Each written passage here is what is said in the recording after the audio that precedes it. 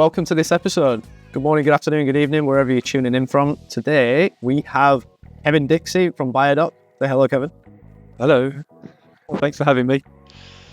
Today's topic will just be about digital product passports and just the ever-changing world of e-commerce and how BioShock is helping sellers internationally sort of demystify the new rules, regulations, and what that means for UK sellers, what that means for US sellers, and just some of the different landmines that people are coming up against in places like Amazon and what might be next for the world of e-com. And we just really wanted to get your thoughts, Kevin, because we know that you got your finger on the pulse when it comes to things like this. So before we really get into all of the main brunt of what we're going to talk about today, I think what's probably best is to just give you the floor for a couple of minutes and just talk about your origin story.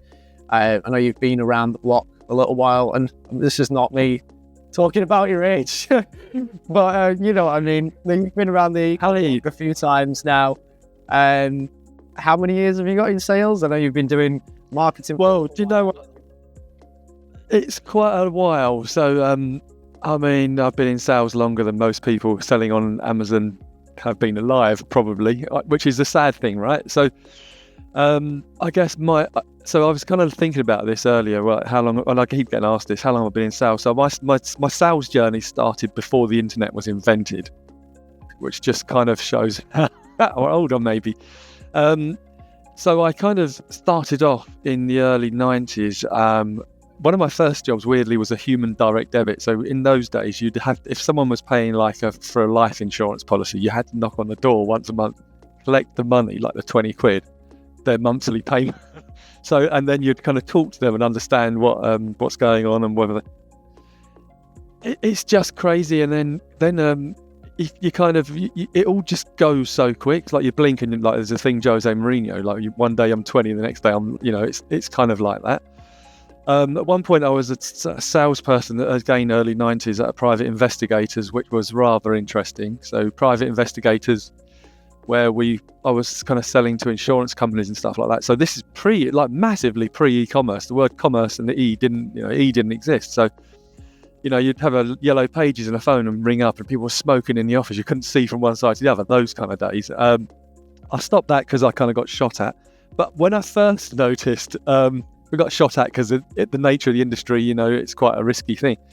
So basically, I kind of really first noticed this online stuff in 1999. So 1999, I set up an e-commerce platform, which, if you can imagine, back then, like, nobody had really the internet, and it was really only for B2C stuff.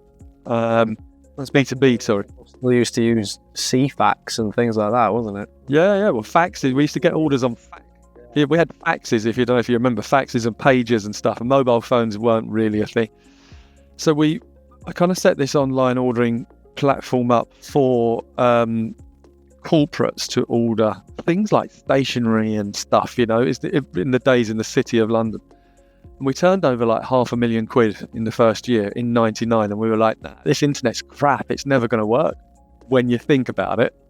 So we completely pulled it. And at the same sort of time, I was running a kind of sales team in this company. I was given a supercomputer, so these things were like the size of a house that would kind of power systems and stuff. And I sold that on eBay. And it was the first one ever sold in the world on eBay back in 99. So it's just some crazy early experiences. Following from there, sort of mid-2000s, I set up a social network of bloggers. So we had like 1 million bloggers around the world, which is where it started becoming relevant to this conversation.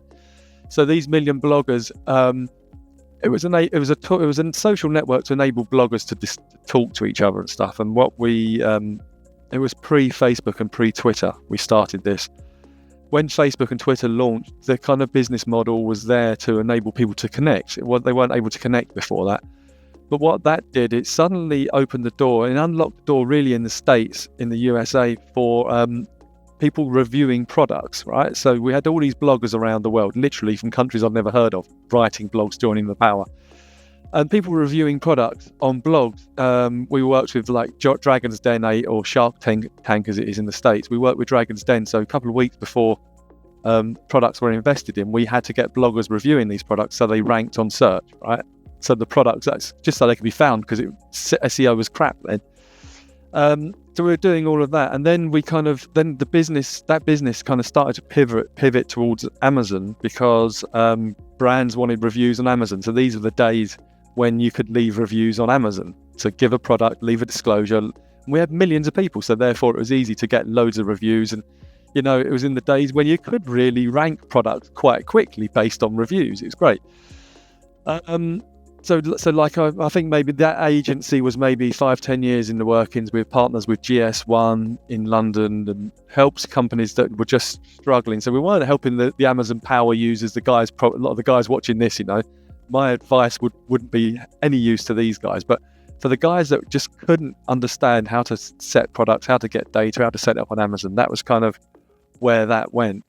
And we launched maybe, 500 kind of brands on Amazon, invested in a few bits on there, and just kind of help brands really start their journey. But as with everything, brands want to go, when they make it on Amazon or don't or whatever, they always want to go to bricks and mortar and into retail. And I know there'll be loads of people watching this going, yeah, we've tried. It's a pain in the arse. So it's massively different, but they require the same data, right? So the data to sell on Amazon is the same as you're requiring to sell to a Tesco's or a Walmart. So hence fast track towards BioDoc. We started BioDoc because we digitalized this line. It's called a new line form, right? So the category listings report, let's say on Amazon, in the retail world is called a new line form. So we digitalized that, built a platform, and then some of the brands that started to sign up were amazing. So they had stories like, one of the brands is a French brand trying to launch in the UK, but their story and the depth of knowledge on the supply chain was incredible. They knew the name of the guy that picked aloe vera for their gel, because they supported the family by sponsoring the bus that picked up all the kids to take them to school, right? So, and that story doesn't get across on a bottle. Do you see what I mean? So that's started the journey of kind of where we're at now with BioDoc, really. So when was it that you made that pivot away from just the sales to then moving into BioDoc and what it is now? And what was what was the turning point that made you realise that there's an opportunity there? Well, firstly, I think it was that particular company in France who just kind of had the best product in beauty. It's a beauty product, right? They had a massive range. It was sold in every retailer in France, but couldn't break out of France. And it was just kind of sitting there going, your story doesn't come across with the packaging. And if there's a way of helping that, I mean, Amazon, where we pivoted away from Amazon is because ultimately it just become more and more painful, and the customers, and we were still helping companies through lockdown and stuff like that. But this whole piece of digitalizing data, getting packaging to talk to the consumer, became quite an interest to me, because I've always been more, my background's always been more about the brand than actually necessarily the units sold, because units, well, if you've got a decent brand with a decent story, you generally can sell against competition, but you've got to get that kind of story out there. And I guess partly with GS1, so GS1, the barcode guys, I'm sure everyone knows GS1. So GS1, maybe 2019, 2020, told me that the barcode lines were going to become a QR code. And that's probably the moment I was like, right, this is all connecting now. So it's quite interesting that happened at the same time around COVID as well, because I bet there was a huge shift, and obviously correct me if I'm wrong, but I bet there's a huge shift away from what the previous business was and, helping people get set up with brick and mortar to then, everything's become online. And then how do you optimize that? And how do you make yourself known worldwide? That time during COVID, the amount of e-commerce sellers that flooded the market because that was the only way that you could buy products. We went from strength to strength, and obviously globalization, internationalization sort of slowed down in a way because there was, from a brick and mortar perspective at least, because people couldn't physically visit the shops, but consumer spending went up. So everybody got these massive paychecks from either the government or nobody had any way they could spend their money other than just on their laptop. So how did that work for you, and what sort of projections for the business at that point? Well, having an Amazon agency turned out to be quite a powerful thing, really, at that time of COVID. So the week one of lockdown, I was watching everyone going, yeah, great, we're going to sunbathe in the garden. And we just went like that with business. So we probably, I mean, inundated was the word really. We just had non-stop brands coming to us saying we need to get online. How do we get online? And this is kind of right at the start of where we were building BioShock. So with tech platforms, you have an idea and it takes like 9 months to build, right, or 6 months to build something of any value. So whilst that was being built, I was just getting hit hard by brands going, yeah, we need to go on Amazon, need to go on Amazon, need to go on Amazon. And a lot of the brands needing to go on Amazon desperately would never work anywhere. Right? It's a good, I know what you mean. For us, it was a great problem, but I did turn a lot of brands away because, there's a part of me that says you don't just take money from someone because you can take, so like these guys were willing to pay anything to get on Amazon and up and running really quickly. You're looking at brands that like handmade products that are never going to sell. They're only really like mum and pups sort of products, So it took a bit of, of confidence to say, no, we're not going to help you. We can't help you, but there's other things you can do. But I always knew retail would come back. I mean, there were people saying the high street's going to be dead, that the industry of restaurants and stuff, it was always going to come back. But there was, there's obviously a long period that took to regain high street confidence. But I also think that, you look at high streets now and it's no coincidence that pretty much every retailer right now has got their own marketplace, right? They all jumped on that bandwagon. They're all trying to do it. Everyone was trying to be like an Amazon. I'm just not sure. I think you look at Amazon now. There's so much on there that you can't. Like for me as a consumer, I don't just look at Amazon anymore. I'm also looking at what like you go to a specialist like B&Q. I'm looking at DIY stuff, and then it's all marketplace. So you kind of the world's opened up again. I think because of that. Well, with that as well, I mean, we're even seeing that there's really big brands that just going onto Amazon as well. I mean, we recently had it where Nike's come back onto Amazon and they've implemented new rules whereby no other sellers are allowed to sell Nike products because they're on there now. So everything has to go through them. But yeah, control. It's about control, isn't it? It's about controlling your brand. And we can talk about that in a bit with DPPs, but I do see that with a lot of, so we're working with BioShock at the moment with tons and tons of these big high street retailers of fashion and global retailers in fashion. And it is about taking back control of their brand, right? Which is, even on the likes of places like Vinted and stuff, I'm starting to see noise around Vinted and how do we control what goes on Vinted as a brand versus someone going, yeah, it's 100% organic. Yeah, it's 100% polyester made in some sweatshop somewhere, So trying to kind of control is becoming a really big priority for brands, I think, small and large. Well, yeah, just to your point as well, you were talking about different marketplaces and how they're coming up in the US. I know Shein is becoming a marketplace and places like that, these Chinese marketplaces, you can get a lot of products which are imitations of things which you can usually get in the Western world. I know that a lot of the fashion houses in places like France and Italy, the likes of Louis Vuitton and Prada and Gucci and places like that, they are exactly like you're saying, trying to find ways that they can take back control and limit the amount of frauds, of fakes, of replicas of their products, because obviously the more of that floods the market, the more it cheapens their brand image. And for these massive houses like that, it's so important that they've got control over that. But how are they managing to, make their own products? Like how do people know that what they're buying is genuine anymore when you get so many of these fakes and frauds? Like how do consumers know that what they're spending their money on is, a real Gucci product? And as you say, with things like Vinted, with things like Depop and these resale websites, how do you know that even what you buy from potentially a reseller is an actual genuine product? Like the value of something and the product that's associated with that value, how do we know that what we're getting is true?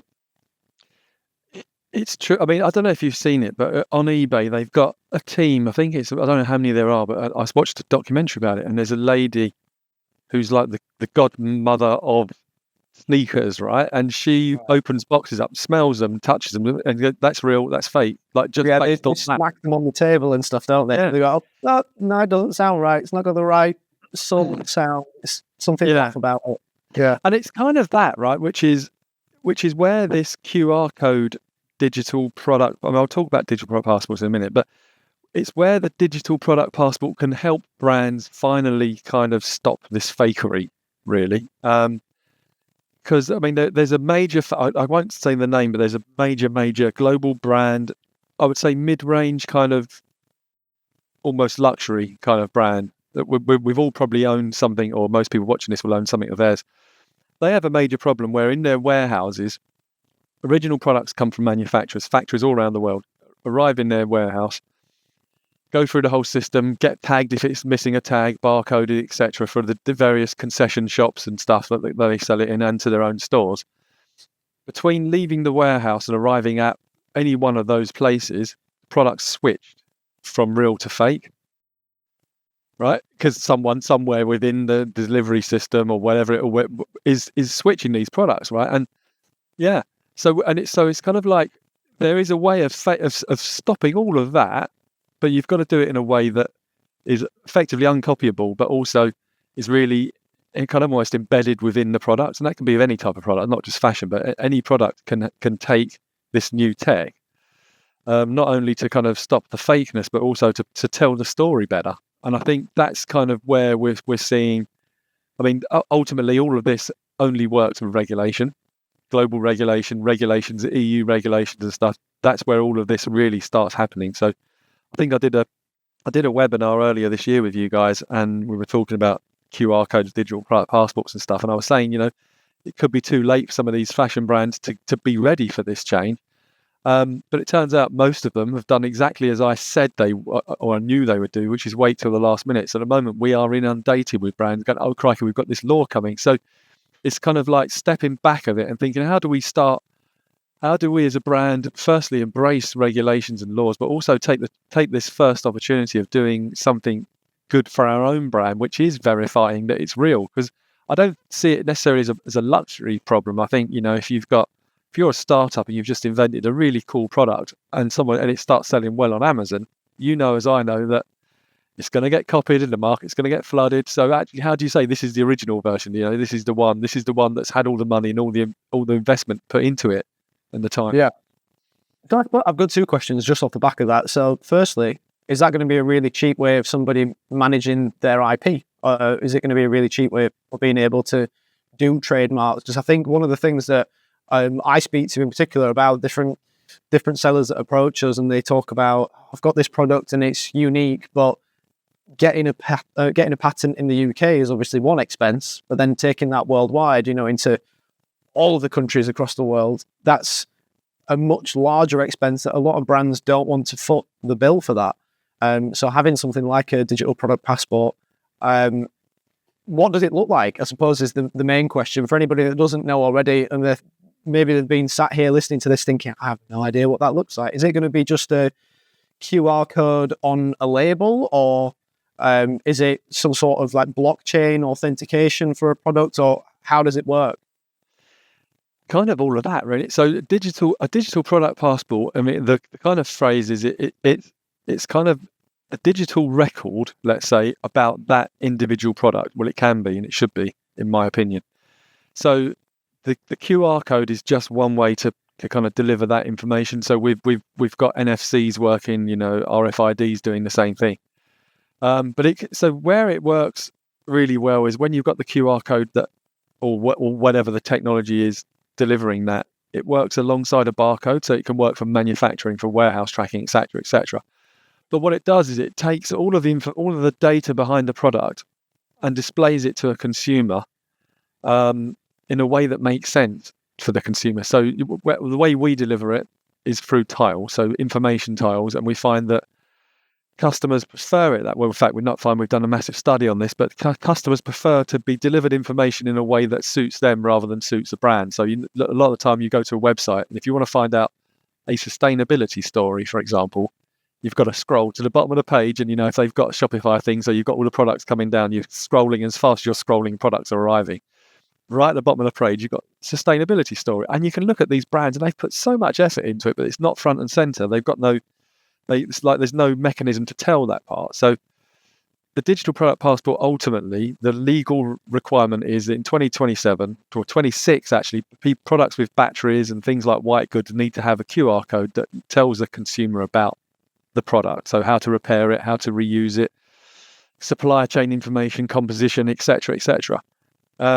Where it really works is knowing that in the manufacturing process, you can deliver this QR code. So a QR code, this URL is just a URL with a barcode number built into it. It's something called digital link from GS1 that delivers the right information at point of sale. But if you then put like a batch number, a style number, or whatever at the end of this, there is some quite interesting stuff you can do. So if you've got batch numbers and all your products are created with a batch number, we can do a search for that, verify that product is real. If they're super randomized, so serial level, you can then, you've got a whole list of serial numbers in the cloud, right? So when it's scanned by a consumer, go, this is fake, it doesn't match, or it's already been scanned, or it's, you know, so suddenly you can start doing that. Now, we've got brands that, high street brands like Lokes, for example, the shoe company, who've got QR codes on products. We're working behind the scenes at trying to see if we can get woven QR codes on the back, you know, like Dr. Martens Chelsea boots, where you pull that tab at the back of your boot. QR codes could go on there, permanently attached to the product, under the sole via NFCs. On clothing, we've got QR codes that match both. You can print them on the back, it's called the yoke, who knew, of a t-shirt, the back of a t-shirt, print the QR code on the care label. So care label's a really interesting thing. Care labels have legal regulations like how to wash it. No one understands how to wash it. You can read the labels, the symbols. I don't know what they mean. You know, you've got a picture of it. No one has a clue. Yeah. The general rule of thumb is, if you've still got your mum, just give it to your mum, and then she'll get it out. That's right. Or your partner, yeah. Or your other half. But I like from my there's on the care label now. I'm going to show one. It's still too small, I think, to work. But you see those wash instructions there, right? On that iron, there's like, I don't know if you can see it, there's 3 dots, right? So if you look at any care label anyone's got, if anyone pull your t-shirt out and have a look, right, whatever you've got, there's like a little bit symbol of an iron with dots on it. Now I looked at that and thought, those dots, what do they mean? Then I looked at my iron at home. There's dots on the iron. You know where the little circle where you turn the heat? Yeah. There's a dot on those irons. Yeah. So, but like, again, this is kind of like the basics of, I think, what a digital product passport is. It's actually telling the consumer how to actually do things properly. So imagine now you're in a world where someone's looking at your care label, or you've got your mum, right, going, I don't know how to, if she irons it wrongly, you go, hold on a minute, what number did you use, right?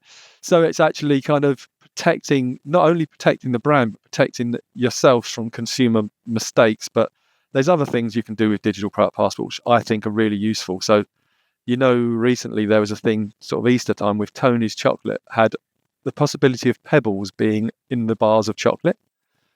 So like, you kind of go, well, what? But these things happen, right? You know, things happen in supply chains, right? So they said, all of this bar of chocolate, bring it back, we'll give you a refund, right? But actually, it would only have been done on one batch on one day, where the mistake or the problem may have kind of happened. So as a brand, yeah, you put the batch number in, and you can put a recall on this QR code. So instead of saying to your customers, bring everything back, just say scan the QR code and we'll tell you if your one's affected. Right, so then you're reducing massive churn. Other things like, you've got guys here. So I'm going to go back to the dirty old days of Amazon, where people were able to put notes inside products saying, please, like, sign up for a warranty, or leave a review. You know, those things which were completely outlawed going back, you know, late 2020. So when they were doing those, and Amazon, like, you can't put anything in there that links to consumer. But where the digital product passport is a law, you have to be able to reach the consumer. And there's other ways of talking to consumers. Like, there's a fashion brand we're working with at the moment that offer a 2-year warranty on all of their clothes. They're a high street brand. They're sort of not even mid-range, they're below that. It's a normal high street brand. They offer a 2-year warranty on all their clothes. So you can put behind this QR code, sign up to get your warranty, or upload your receipt or whatever. So start to understand who your customers are, as well as verify that the product's not a fake. And these kind of things really, really make a difference. Whereas there's other brands, you know, in the electronic space, and there'll be loads of them watching this, I've no doubt, that have got leaflets, how to use guides. You know, how do I use this product? You know, the little leaflets you put inside, and it's in one language. So digital product passports can deliver in multiple languages, and you can put paper into PDFs behind the QR code that deliver languages. So therefore, you're reducing cost as well. So there's a whole bunch of things that can happen with this. So in terms of like implementation, so if you've got a QR code and you scan it, and let's just say a hypothetical, or maybe you've got some examples of brands that you've worked with that have already started to implement this. So what will it look like from their side of things? Are you going to scan the QR code and then it'll bring up maybe that brand's app and it'll say, congratulations, you've purchased an authentic Dr. Martens product, and you could show like a spin of the product that you bought, or maybe a link to. Can you then start to do things like add links to leave a review from there? Or, and I suppose the other thing as well, like where you've got these new traceability tools with digital product passports, who's the one who actually owns that data? I mean, there's more data flying around than ever. Is it the manufacturer, the marketplace? Who owns it? Right, so a load of questions there. I'll go back to two different brainwaves going off at once. You just quite a few things. It's kind of, this is the problem. It's the minute you start talking about the possibilities, it all goes at various angles, and I'm like this all the time. Hence why it's exciting industry, because it's changing all the time. So, firstly, it's kind of that sales channel has just arrived that didn't happen before, it wasn't there before. How do you make that a sales channel?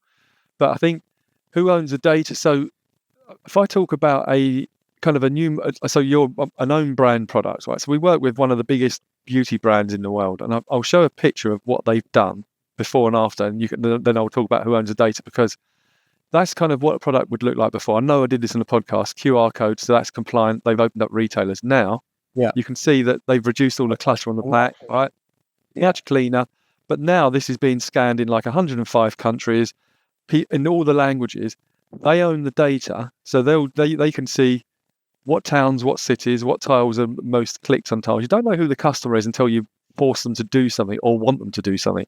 So the global laws of this are, you can't know who the person is, right? You're just serving up information. It's like neutral, very neutral on that side of things. But beyond that, you can start trying to entice them. Someone like Amazon, there's not a lot. I mean, ultimately, the brands on this podcast have to have that QR code legally to sell. So if they sell on Amazon, FBA, and it goes out to France, right? The minute that hits France without the QR code delivering the right regulation, it's illegal. If you're a brand and it goes to France, if you're the Seller Central brand, hits France, you're the one that gets the fine. If it's sold via Vendor Central on Amazon, right, and it's not legal, Amazon are placing the product in the market officially, so they're the ones who, and they're not. So Amazon aren't going to be able to control what goes on your packaging any more than in a retailer like a Tesco's or a Walmart. Can they say, right, you've got to have our app on your products, right? Because the whole point of this digital product passport is to reduce consumption of packaging, right? It's to make the world a cleaner place, blah blah blah blah. So actually, brands will always own the data and what they put behind it, but there are things retailers can do. So bricks and mortar, when you go in and you get the scanner and you're scanning products yourself to buy stuff, right? And so they could control what's served up in store, so they can say, oh, like you've bought this mustard, people will also buy that, right? But actually, when it's being scanned by the consumer at home, they don't need an app; they just need their phone. Once they scan it, you as a brand can say, other people have also bought this product of ours, or come and look at. Do you know what I mean? So it's like, so you can start actually kind of opening a door. So legally, brands need to own the data on what goes behind it, because they're the ones that are at risk of not being compliant, basically. So it's a very interesting one. Retailers have got used to the idea, by the way. So all of the FMCG guys, we're doing pilots with all the big ones you can think of. They're doing it because the QR code is going to be scanning at checkout in store.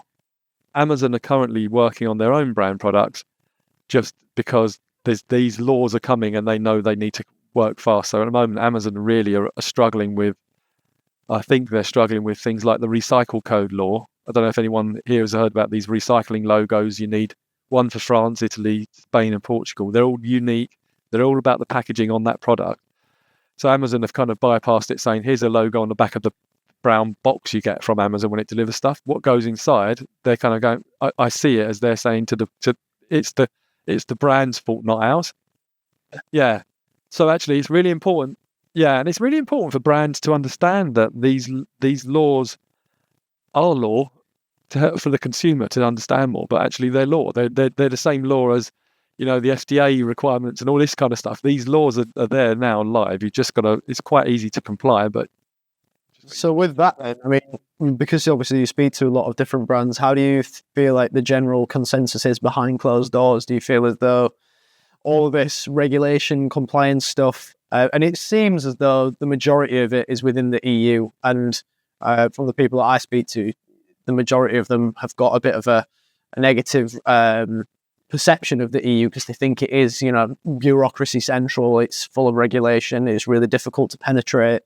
But do you feel like all of this regulation with regards to digital product passports and ESG and stuff like that, the compliance stuff, do you think it's pushing out the little guy, or do you think it's more level in the playing field? Do you think it makes it more, easy for big brands to compete with small brands and vice versa?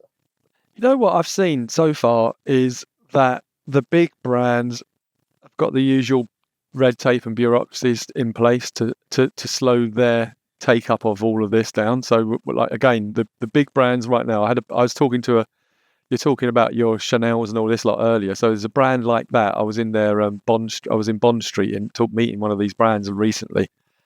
Now they have to get QR codes on every single product in 4 weeks.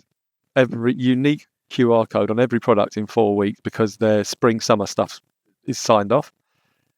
They won't sign off the QR code side of things until September. And this is what we're seeing with bigger brands, is that they're kind of in this massive state of flux. But smaller guys, I mean, the quickest we've seen, we've got companies from all shapes and sizes, but a fishing company. No, exactly that, right? They're just kind of going, and to the point where you're not compliant, the market's shut, right? The entire market's shut. It's not just like a nice to have. You are closing the entire market, which is massive. So we're seeing the small guys are just going, yeah, okay. So I mean, there's one of the kind of things. One of the questions we asked: do you sell on Amazon? Yeah, give us that report, right? We can upload all of your data in 1 minute and get you the QR codes back. So your next batch of packaging, it's done. Everything's done, and when you can start adding regulations as and when they come through. But it is a really tricky one. I mean, we've got.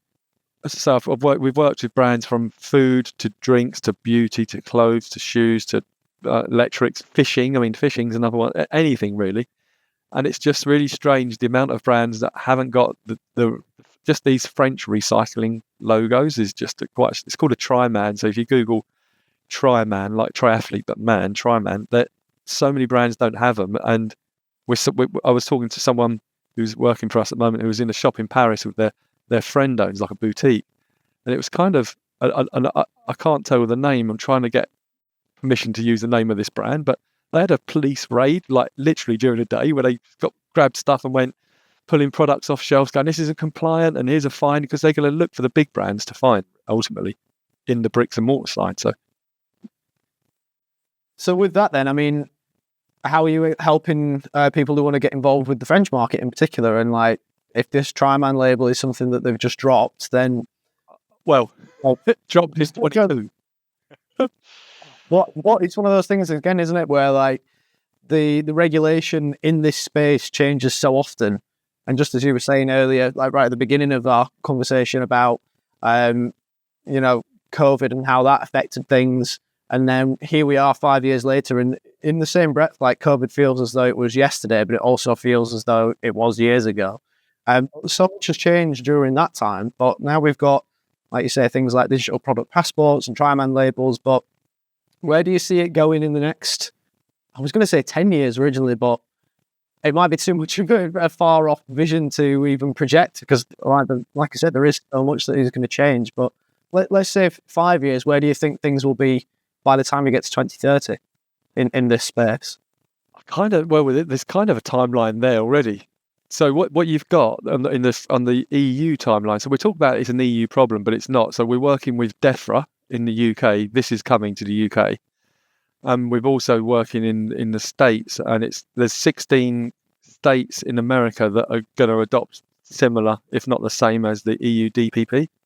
Australia, we're working in Australia too. They're doing the same. So it's going to be a global thing. So the timeline at the moment is, 26, white goods need these things, mattresses need these things, batteries, and 27, fashion, footwear, textiles need it, along with loads others. And then 28, we've now been inundated with furniture retailers, because furniture is going to require digital product passport. So what will happen is, and then beauty's coming soon, etc. So the timeline is just going to be like an annual launch of a new category requiring new things. As it stands today, there's 4 countries in the EU that have got already a legal requirement today on pack, and these sell-through periods already gone. So like if you haven't got it on pack, you need it. And the rest of the EU are going to be launching their recycle logos. In Australia, there's already a logo going through which is unique, specific to a product. So what it is people like you and I who, I don't know, you open a box of, if you've got a product like a box of shoes, right? You've got shoes wrapped in paper and they've got some stuff inside, lasts inside, holding them up. Then you've got like a packet inside there, leaflets. Every single element, you need to tell the customer what bin it goes in, because in the UK, we've all got different coloured bins for different type of recycled products. In France, it's the same. So they're trying to harmonise that, which is possible digitally. If you try and do it by changing the colour of bins and stuff, it's a bit of a cost and a bit of another kind of plastic waste thing. So digitalise it. But that's happening everywhere. So I think what will happen is from what we're seeing and what we're hearing, and the companies like Eurofins and stuff that we partner with, everything is becoming digital. So that the main reason being is that, you've got one packet for global regulation, one package, let's call it. So, where right now you have to have GPSR on products. If you sell it in Europe, you have to have GPSR. So remember GPSR. So when that happened, we were inundated with, we work with British Footwear Association, and I must have had 50 footwear brands email 4 days before that law came in going, how do we do this? Well, it's always last minute as well, isn't it? Everyone does it last minute. So we're kind of going with the digital product passport. Actually, it's such an easy way to do it. So how we start, barcodes, product name. What's the product name? What's the SKU? What's the barcode number? Then you get the QR code. It's the right QR code. Put it on your product, point it to your website, done. Then you've got the right, you're there for any changes. But then, then you can start looking at marketing. So every brand that ever has used this digital product passport has always gone down the same path. There's a red kind of problem we've got here, which is generally regulations. How do we cover that off now? Cover it off with a QR code. And then the marketing guys get involved, the SEO guys and all of this kind of stuff. How do we really make this work for us as a brand?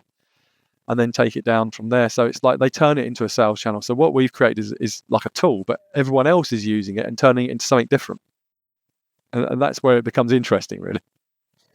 So in terms of, obviously you've got governments that are enforcing this, but if you've got, one platform like Amazon where you're selling into multiple jurisdictions at once potentially, then is there anything coming that you foresee from like a platform level, from an Amazon point of view, or maybe from a TikTok shop point of view? Is there anything that you can see that maybe these platforms are going to implement, whereby if you want to sell into multiple markets, you then got to also register for this? Or how are they maintaining control of it as well?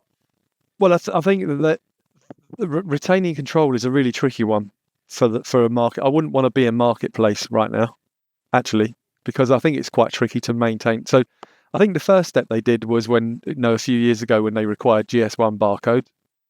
Start tying the barcode number up with the brand, then you've got a starting point, right? I would imagine someone like Amazon, TikTok, etc. at some point soon will start requiring the QR code that does that scanning and that replaces the barcode to sit alongside it. So it's not going to replace it entirely, but it sits alongside for now. But with Amazon, like they recommend you guys for the things you guys do to help companies kind of become globally ready. I imagine initially they'll be partnering with companies to do this. Now we've spoken with various marketplaces on this particular subject. We've built a tool that delivers the regs like the French regulation. We've got a patent on it, so it makes it super easy. But I think where a marketplace may struggle is policing it to do this. So are they going to spot check everything? I mean, we know what Amazon warehouses are like, right? Are they going to be able to spot check stuff coming in? Are they not? Do they rotate stock? So maybe this will help rotating stock as well, having the QR code. So I think it all starts with that QR code that acts as a barcode, and maybe they'll require you to, in food, and I would if I was a marketplace, first step, require brands who have got food and beauty to put an expiry date in the QR code. So then they can start scanning stuff and rotating it rather than looking for those stupid little tiny dates no one can see. But they'll definitely they're definitely going to have to enforce this, because the fines for someone like an Amazon or a marketplace means can be up to 10% global turnover if you get it wrong, which is a colossal amount of money. Yeah, it's huge for somebody like that. Yeah, it's monstrous. Yeah. So what I'm seeing you've not said this explicitly, but what I'm kind of imagining from all of this is that eventually all of the packaging that we get is just going to have, there's 197 countries in the world at the moment. So I feel like eventually we're going to get one box that's just got 197 different barcodes all over it. That's all going to be QR codes for. You'll have maybe, HP as the laptop, for example. If you buy a laptop box, you're going to get HP as one little logo in the middle, and then the rest of the box is just going to be covered in different QR codes. This means you can sell it in the UK. This means you can sell it in Germany. This means you can sell it in the US. And it's going to be a digital product passport for every single different country. Or how does this work? Is that what? Yeah, no, that's kind of how it would work if you had one QR code that just pointed to a website. So if you've got a digital product passport, you can serve up data based on IP as well. So so what we deliver all of those regulations behind one QR code globally. So like, for example, that product I was showing, this beauty product, it's being scanned and it's compliant in 105 countries at the moment. So we can see all the languages it's being scanned in. So we automatically translate the English into any language wherever it's scanned. Now, one says what brands always used to say, they don't anymore, always used to say, yeah, but is it very good, like the translation? But, as AI is getting better and better, it is like 90% there, I would say, in a like-for-like translation. However, that's 90% better than it would have been before, because before it had just been in English with a sticker on the back saying name and address, right, where it's shipped from or imported from. So suddenly it's opening that, and regulations can all be delivered and should all be delivered. So we do things like, certificates of conformities, just, all those SDS forms, safety data sheets and stuff can all go behind the QR code. So what we've got is the ability to deliver everything you need. And there's a reason for this behind the QR code, because in about 4 or 5, you talk about the future, 4 or 5 years' time, the plan is to have a central repository of all of this data within the EU, which then links into the States, etc. So customs guys can scan the QR code and see all the confirmation statements and paperwork and stuff attached to that product. Yeah. So the whole thing lines then. Yeah. So I was imagining, I was thinking there's going to be all of these different logos for every different part of the product, from the recycling, from the how do I wash it, from the where is it being sourced from, is this protected by IP, like all of these different things. I was imagining there were going to be different QR codes, but if it's all centralized under one, I suppose that takes a lot. Yeah, but that's where the data comes in as well. So we were talking about having like splash pages and stuff, but I mean, just to give you an example of like a load, I'll hold it up to the screen, but like a load. I mean, we can put a link later, I guess, but behind each tile is a regulation ticked off. So if you're only interested in recycling, you click on the recycling thing. You want to know about product information.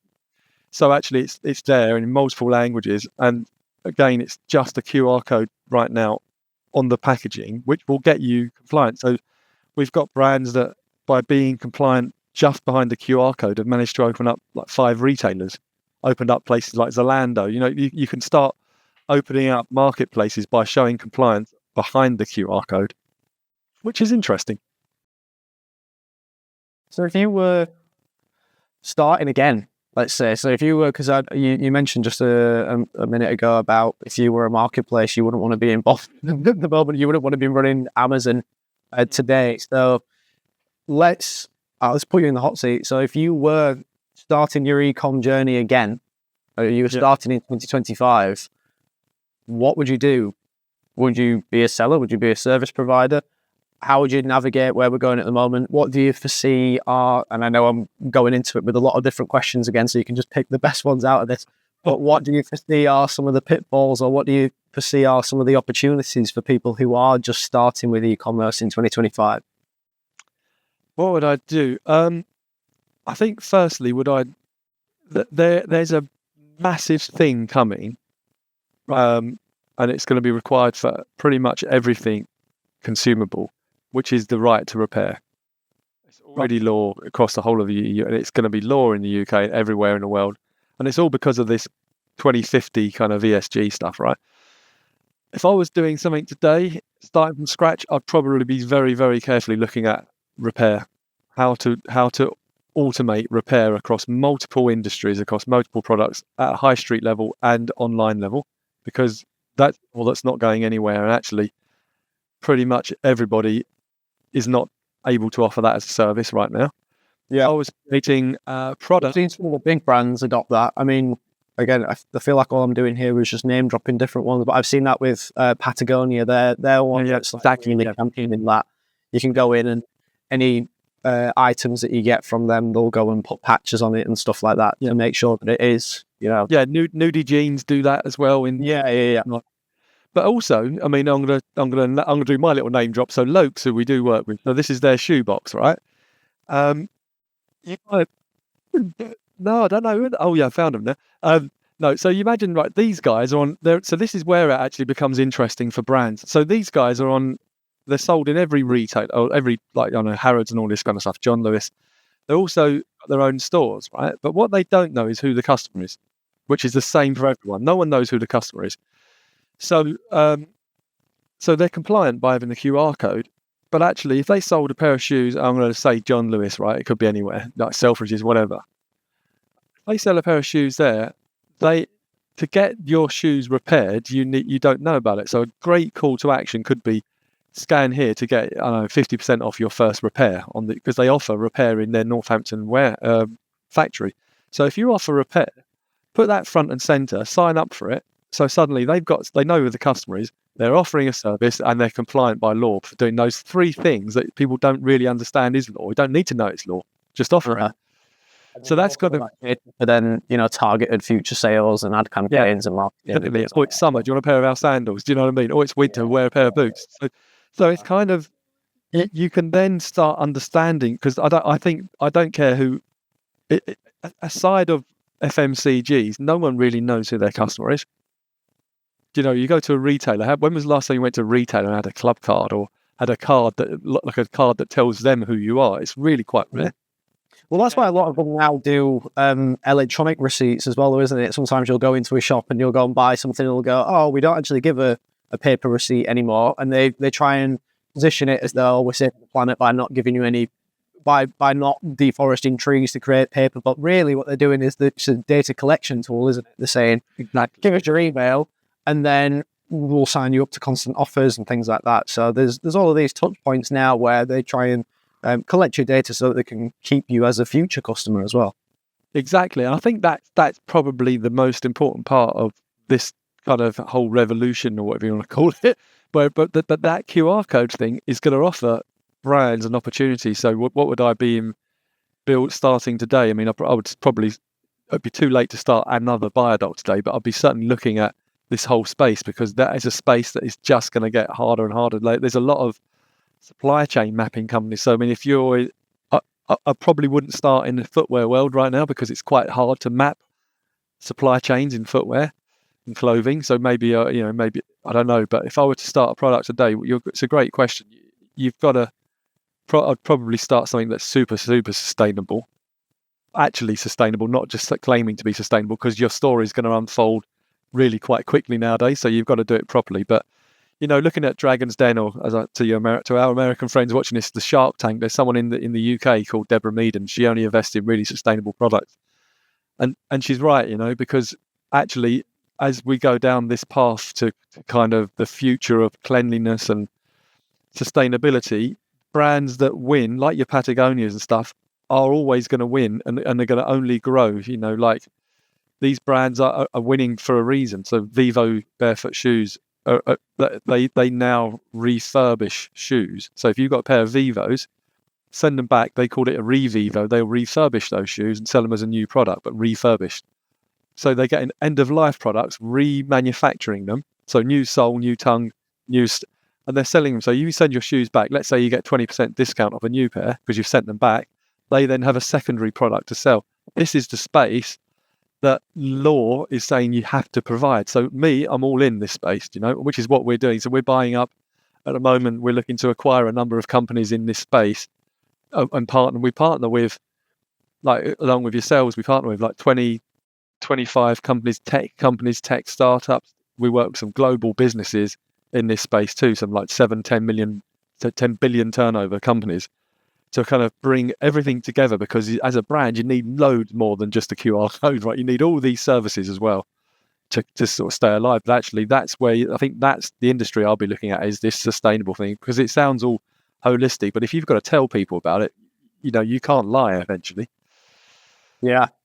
And that's one of those things. I mean, there's so many brands that we hear stories about greenwashing, but how much of it are they actually going through with? How much of the story is true? There are some brands that incorporate things like sustainable materials, and maybe they've again, we're doing the name drop thing again, but I've seen with Adidas, they do these Parley trainers where they repurpose like fishing nets that have been discarded, and they use that fabric to like weave the uppers of the shoes and all this stuff. So there are some brands that have got a really well developed story, and I think some of that, like you say, it translates into people like that as well. Rather than buying something that is just completely plastic, and they know that it's come from an unsustainable source. I feel as though buyer trends are edging more towards that as well. People, when they get something that is overpackaged, there's a bit of an icky feeling with it. They're like, where's all this going to go? We're seeing it now in terms of what the customer actually is looking for. So if you imagine, we've got there's over 100 million products of our QR codes on around the world. Globally, the most clicked tile is how to, right? Which is just because people want to try to understand how to use it, whether it be makeup or how to make recipes, but the second and third are sustainability, and then there's other ones linked to sustainability stories. So people kind of, because at the moment you buy something on the shelf, you've got no clue, right? If you're buying a pack of pasta, it's just a pack of pasta.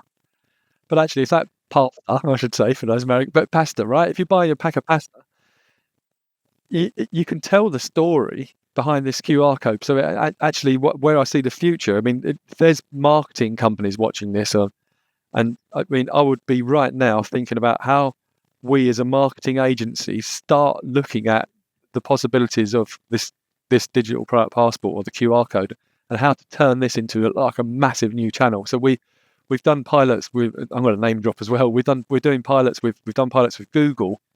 So Google are looking at the URL we use, so more info /barcode number. Google are looking at that more info /barcode number, the barcode number piece, because it's attached to a brand. They're looking to eventually, maybe 5-6 years from now, putting that information top of Google, because it's coming from the source of the truth is in the brand.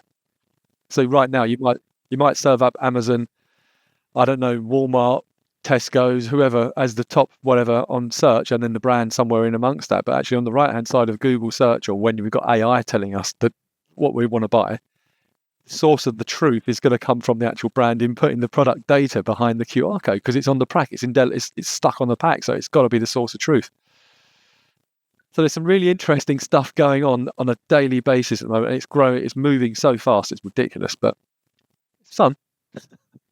It's certainly fun, and like I say, there's so many different regulations that change from our side of things as well. That you definitely have to keep your ear to the streets to figure out what's going on and how you can guide people the best way. So, I think just to really summarize it, then from your point of view, Kevin, as I say, from if you were starting today point of view, sustainability is key. Maybe get financial backing from somebody like Deborah Meader if you can twist it. But sustainability is, and but actually at that point though, there's a lot of ESG investors now. Like it's like 2 years ago, ESG had really low level investors, huge amount of it now. So all of the likes of Unilevers and stuff, they're all looking at ESG products too to invest in. So it's not a crazy space. You know, corporates have to put ESG statements on their return company records in the UK. It's a thing. We're working with a global bank at the moment who are doing their ESG stuff. So this global bank, forget the QR code stuff, but the global banks are going, well, we need, we're struggling, so our banking customers are going to struggle as well, because it's all about. Well, this is when they get scored, isn't it? From like an investment point of view, when people are looking to add different companies to their portfolio, they're thinking about what's the ESG score of this company as well. So, they get graded as well. Yeah, it's massively important. I mean, and then go to full circle. I met a few months ago at a trade show someone from Temu, or Temu, whatever you call it. Well, I can hear everyone booing in the background if watching this, but we had a big trade show stand, and we had loads of products, like a shop with all of the products using our QR code. And they came up to me and said, "I want to get hold of all your products." This guy, and I was like, it was in one of the top sort of 10 employees at Temu. This guy was out looking for products to sell on their platform, and I said, "Well, let me talk to your legal department, and I'll introduce you to the brands, because you're not legal. We will know that nothing they do is really that legal. I think it's safe to say." And he said, "We haven't got a legal department. We do what we want."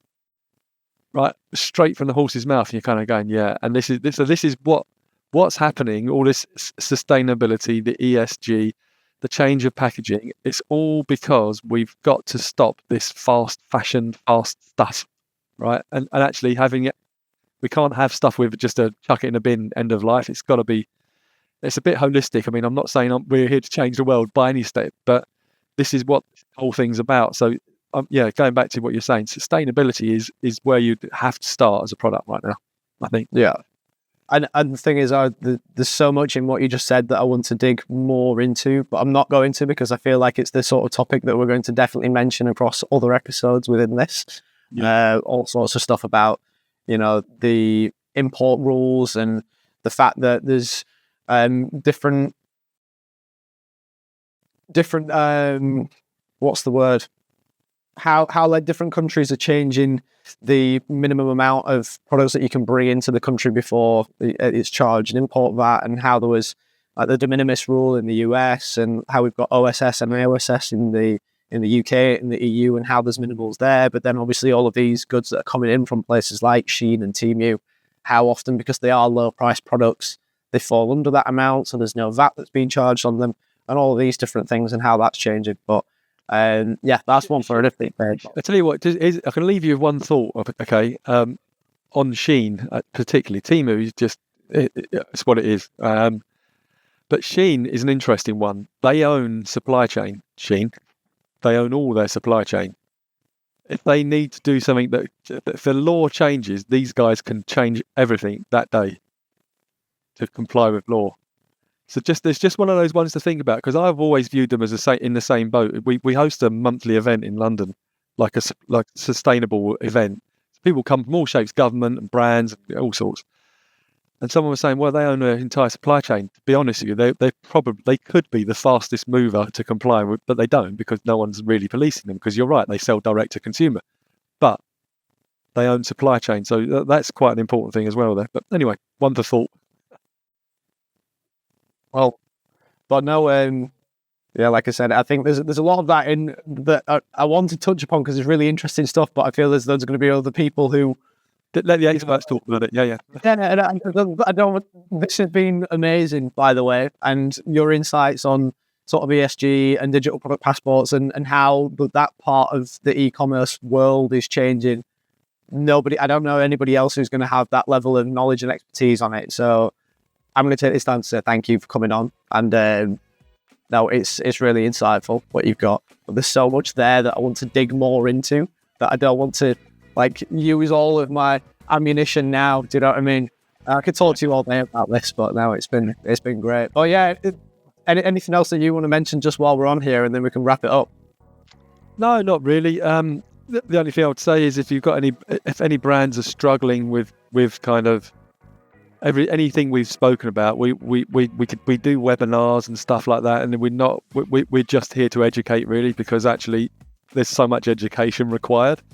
So if anyone needs any help, they can give us a shout. But no, I mean, I think we've covered off a lot. Where can they find you? Go to BioDoc, BUYERDOCK.com, biodoc.com. And there's loads of contact us stuff on there. Someone will call you and just walk you through what we do. We've got things like how to easily do stuff, right? So forget this scary end of life kind of bit I've been talking about. There's an easy way to start. You've got to start on the easy path.